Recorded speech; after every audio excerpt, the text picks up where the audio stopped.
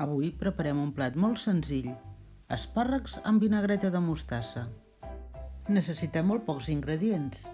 Espàrrecs blancs de bona qualitat, un parell de cullerades de mostassa, mitja llimona, una cullerada de postres de mel, oli d'oliva verge, sal i alguna herba aromàtica fresca.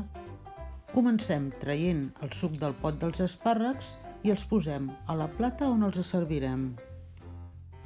Escorrem el suc de mitja llimona i el posem al pot on prepararem la vinagreta.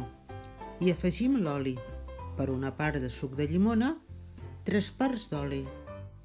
Afegim una cullerada de mel, 2 de mostassa, la sal i ho barregem bé. I ara només falten les herbes aromàtiques. Nosaltres hi hem posat farigola llimonera, però podeu posar menta, alfàbrega, la que tingueu. Tastem, si cal corregim de sal i ja tenim la vinagreta.